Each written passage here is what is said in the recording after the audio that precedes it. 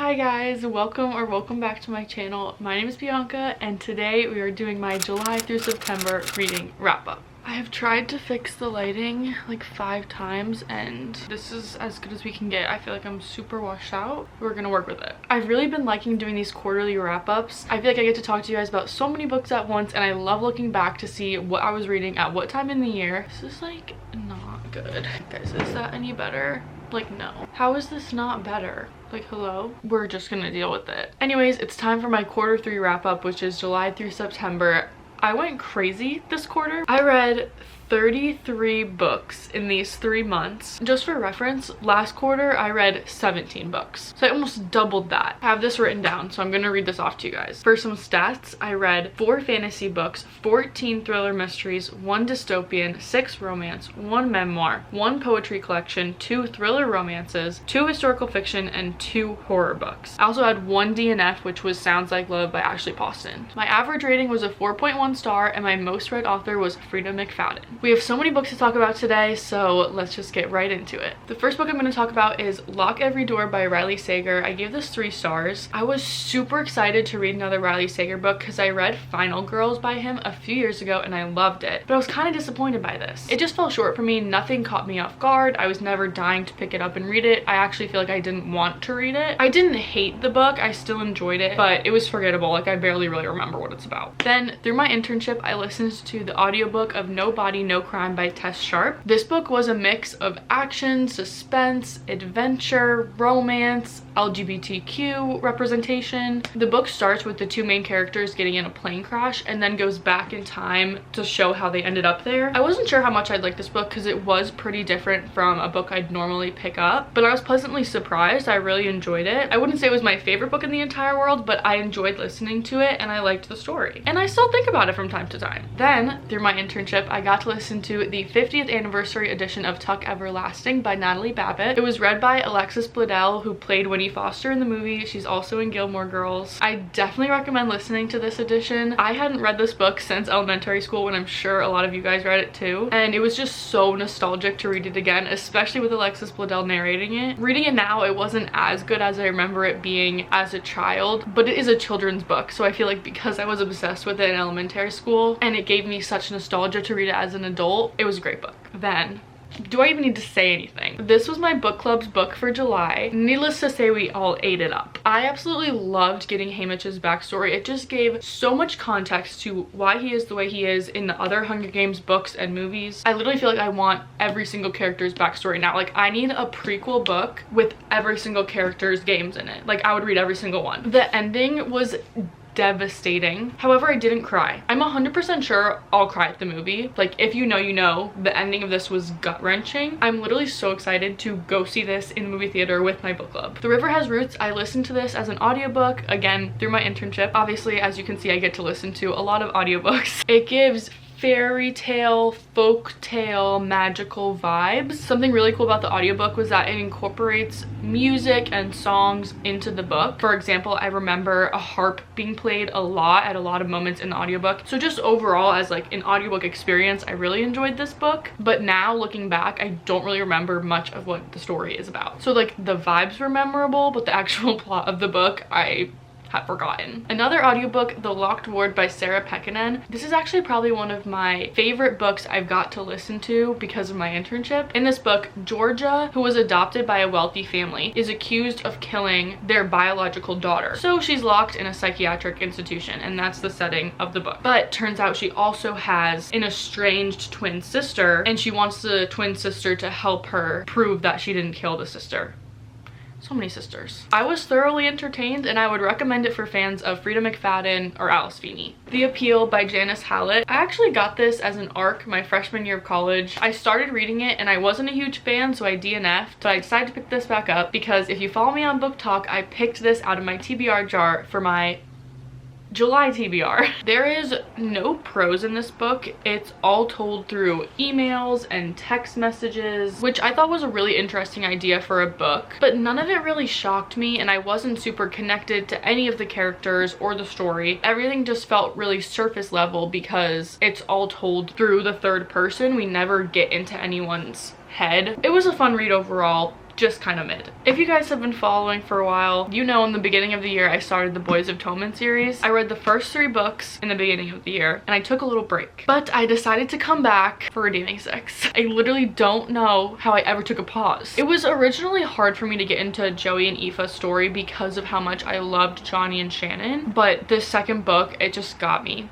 It got me good. Everything was written so beautifully and everything that happened was just meant to happen, and yeah, it's just a beautiful book. Then, of course, I went right into Taming 7. This book is hard for me to talk about because I was so excited to read about Claire and Gibbsy. This was going to be a 5-star for most of the book, but the ending, if you read it and you know what I'm talking about, there's one part that I just really didn't agree with and it really didn't sit right with me. And the way it was quote-unquote resolved, like it's not resolved. And I have seen on TikTok that Chloe Walsh said there is going to be another Claire and Gibbsy book. I have high hopes for that one to resolve whatever was going on in here. I will say I have not read Lizzie's book yet, Releasing 10. I don't own it and I specifically like need to have the cover that matches these, the UK cover. So I'm like putting it off, but guys, I'm scared. Try and convince me in the comments, but I'm scared. Then I listened to The Inmate by Frida McFadden. I listened to this when I was driving to and from Cape Cod, so I listened to the whole thing in one weekend. Usually when I drive and listen to an audiobook, I listen to the audiobook for like an hour or two and then I'm like bored and have to switch to music, but that did not happen with this book. I listened to it for the entire 4-hour drive there and 4-hour drive home. I will say I wasn't as shocked by the ending of this book as some of Frida McFadden's other books, but it was still good and I would still recommend this. And a side note, the female main character in this book is a nurse practitioner, and so I recommended this book to one of my nursing friends, shout out Alyssa, and she also really enjoyed the book. Then I read My Darkest Prayer by S.A. Cosby. I do have the physical book,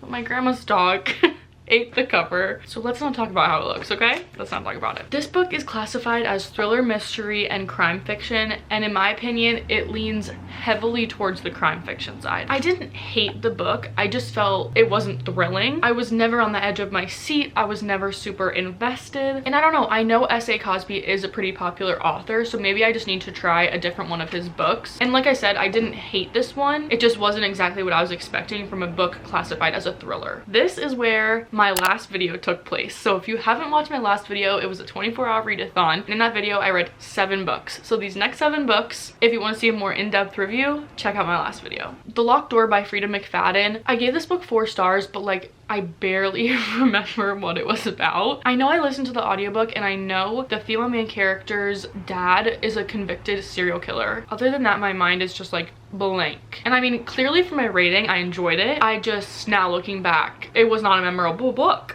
Parents' Weekend by Alex Finlay. This was my first Alex Finlay book. I was feeling a reading slump coming on, so I wanted a quick, fast-paced thriller. I thought that would help me get out of the reading slump vibe. And this definitely did its job. It was quick, it was fast-paced, the chapters were super short. I will say there were a lot of characters in this book, and because of that, I didn't feel like we got super in-depth with each character. I feel like I would have liked the book to be a little bit longer and a little bit more depth to each person, but I still enjoyed it, and like I said, it helped me stay out of a slump. The Tenant by Frida McFadden. I don't know what Frida McFadden puts in her books, but like, it's crack. This was so close to being a 5-star, but I spoiled it for myself. And I know that's not the book's fault, but because of that, I never felt like super shocked. Like even after the one big plot twist, there was nothing else that really shocked me. If you're just getting into Frida McFadden, I really think this could be a great first book to read by her. The Summer Broken Rules by K.L. Walther. This was my book club's book for August, and I listened to the audiobook. I still bounce between a 2.5 and 3-star rating for this book. I know you guys might be shocked. I know a lot of people love this book. I originally rated it a 2.5, but I feel like I was just being really stingy when I originally rated it. But looking back, I still look back and remember not enjoying reading it. First of all, the book is YA. I am not a huge fan of YA. I do not read YA. Whenever I really read a YA book, I don't enjoy it. It just feels very juvenile to me now. And I can appreciate it for a genre, and I did read YA when I was a young adult, but now that I'm past that era of my life, I just don't relate to it anymore. But then also having listened to the audiobook, just all of the young adult things that were happening seemed very cringe to me, and that was like emphasized by it being an audiobook as well. There were other things in the plot that irked me as well, but but I'm not gonna get super in depth right now. Just for reference, my two friends in my book club liked the book better than I did, so I think I'm the minority with my rating on this one. Homebody by Rupi Kaur. I don't have a ton to say about this book. If you read a poetry collection by Rupi Kaur before, you know what you're getting into with this one as well. They're all pretty similar. This one touched on racism, immigration, womanhood, and a lot of other tough topics, so definitely check trigger warnings, but I think a lot of the poems in here were very impactful. Then I read Paint It All Red and All the Lies by S.T. Abbey. These are the last two books in the Mindfuck series, and I gave them both 5 stars, so I'm roping them together. I also read them back to back, so I don't really remember them as 2 separate books. I just remember them as one big chunk. This was a great end to the series. I literally cried at the end. I also literally just felt like this series was made for me. It was all my favorite things. It felt like true crime, Criminal Minds, thriller, romance. It was everything I love in one book series. And yeah, just overall, I think this is a 5-star series for me. Semi well adjusted despite literally everything. This was, I don't even have words, guys. I don't even have words. It was just an outstanding book. I listened to the audiobook, which Allison Stoner narrates himself. Just hearing them read it made the book that much more impactful. The book talks about a lot of tough topics, so please check the trigger warnings before you read it. Just so much of this book broke my heart. It's so heartbreaking to have watched these child actors and actresses as I was growing up and wanting to be them, but now hearing what they went through, it's just really heartbreaking. Allison Stoner's book reminded me a lot of Jeanette McCurdy's, I almost said audiobook, but Jeanette McCurdy's memoir. So if you enjoyed reading or listening to that book, you would definitely like this one. The Alice Network by Kate Quinn. I both listened to the audiobook and read some of this physically. I will say I mostly listened to the audiobook for this, and every time I read historical fiction, I love it. So I don't know why I'm always so nervous to read it. This book is told in a dual timeline. Evie is a spy in the Alice Network during World War I, and then Charlie is an unmarried, pregnant woman who's looking for her cousin who's disappeared since the war. This was such a good book. It was really touching, really moving. I thoroughly enjoyed the audiobook. I absolutely loved the found family aspect of this book. And honestly, if people ever asked me for a historical fiction recommendation, I would probably say this. The Shining by Stephen King. I'm not gonna lie, I was kind of disappointed by this book. I was expecting so much because he is such a popular author, and I've seen the movie before, so like I knew what I was getting into. But this was my first horror book. Maybe this genre just isn't for me. I didn't find it scary. I honestly was mostly just bored, but maybe that's because I've already seen the movie. Like I already knew everything that was going to happen. Maybe that's why I was bored. I don't know. His and Hers by Alice Feeney, another book club book. This was our September book.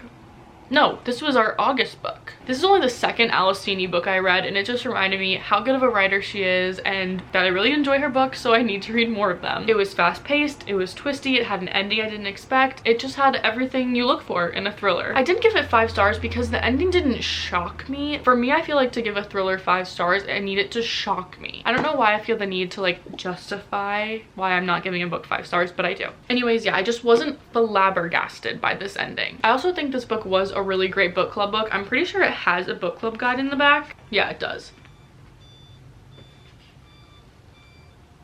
Hello?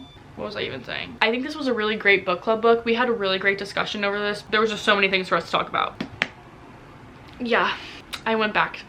I tried again. If you guys have been following along, you know I started reading the Throne of Glass series in the beginning of the year, and I just wasn't seeing the hype. I wasn't getting it. I got to this book and I was still trying. I was like, let me just keep pushing. I'm sure there has to be something that everyone loves about this series. And at first, this book was dragging. I was still feeling like, what's going on? Why is everyone obsessed? What am I not seeing? But then all of a sudden, halfway through this book, it just clicked for me. I just felt it. Something about Rowan,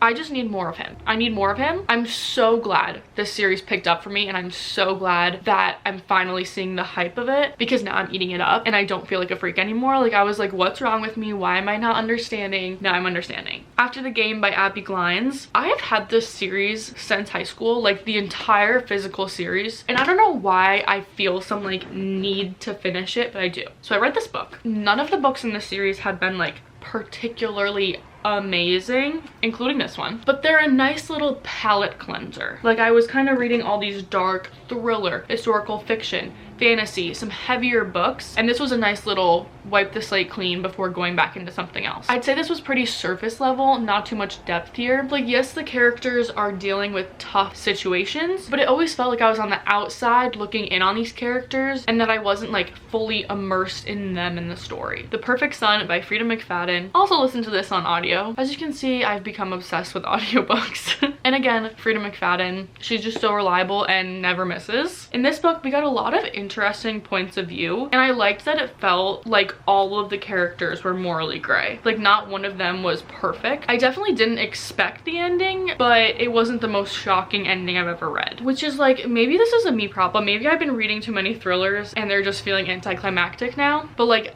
this one just didn't shock me. Every 15 Minutes by Lisa Scottoline. I randomly requested this through my library, or I don't even think I had to request it. I just downloaded it. Like, I was looking for an audiobook that was ready. I didn't have to wait for it. I didn't have to put it on hold or anything. This one, I just saw it, so I was like, okay, let's get it. I was not expecting to enjoy it as much as I did. It was so interesting, and I feel like we got so much depth from every single character, even background characters. Like, I know them. I still remember them very vividly in my head, and I could tell you about all the characters in this book, which is rare for me because, as you can probably tell, I forget things very quickly. I also didn't predict the ending of this, but I was kind of disappointed by one of the things at the end. I'm trying to keep a little vague so I don't spoil anything, but I was a little disappointed by some of the things at the end, but I really enjoy listening to the book as a whole.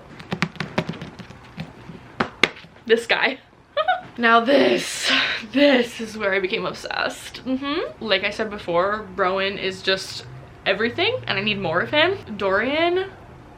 The second I finished this, I went to Target and bought the next two books, Empire of Storms and Tower of Dawn. I tabbed them. I'm ready to tandem read. I haven't done it yet because I feel like I need to be like mentally ready for that, and I have a couple other books that I really want to read right now, so I'm trying to like make sure I'm fully ready for that before I go into it. But trust me guys, I'm so excited. I'm so excited. Maybe I'll do a vlog of that. The Heiress by Rachel Hawkins. I listened to this also through the library. Once I discovered I could get audiobooks on Libby, my life changed. This book reminded me a lot of Great Big Beautiful Life and The Seven Husbands of Evelyn Hugo because of that old money, rich family vibe. I enjoyed it. I just think it was a little unrealistic at times. And yes, all books, all thrillers can be a little unrealistic, but without giving too much away, one of the point of views is told from the dead mother through letters, and some of the things that were revealed in those letters felt kind of unrealistic. Also, again, I wasn't super surprised by the ending, but we've been over this. I think it's a me problem. Salt of the Sea by Ruta Sepetys. I mostly listened to this as an audiobook, and I decided to read this because of how much I enjoyed the Alice Network. I didn't know this book was YA until I started it, and as I said earlier in the video, I'm not a huge fan of YA. However, I still enjoyed this. This didn't give me the ick because it was YA. I just feel like it wasn't as in-depth or impactful as if it would have been an adult novel. I don't want to keep comparing it to the Alice Network, but that's the most recent historical fiction book I've read besides this, and I just feel like in that book there was so much more depth, and that was an adult novel, and this was YA. I still enjoyed this book though, and the ending was pretty sad.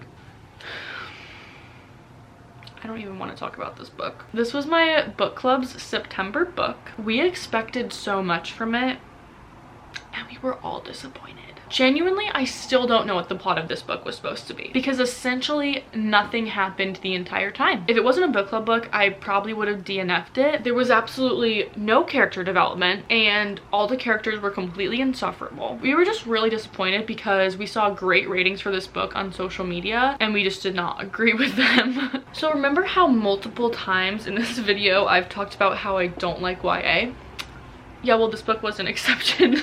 Aristotle and Dante Discover the Secrets of the Universe. I'm way late to reading this. I've had the physical copy for so long and just never got to reading it. I actually listened to the audiobook. It's read by Lin-Manuel Miranda, and it was amazing. I loved everything about this book. The writing style, the plot, the tension, the twists, the character development. Like, I could go on, and I think about this daily. Like, actually daily. I wanted to listen to the second book immediately, but my library doesn't have it on Libby. So I'm waiting for my Audible credit, and then I'll have an update. The Girl on the Train by Paula Hawkins. I liked this book. I enjoyed it. but I was expecting more. I don't know why, but I feel like I've seen this book everywhere, and I thought it was a really popular book, but to me it didn't seem any better than any other thriller I've read. Like, it was good, as are most of the thrillers I read, but it was not like exponentially better. It was enjoyable, it had plot twists, it had morally great characters, but again, the twist didn't shock me. However, the audiobook is narrated by a British cast, so of course I ate that up. And finally,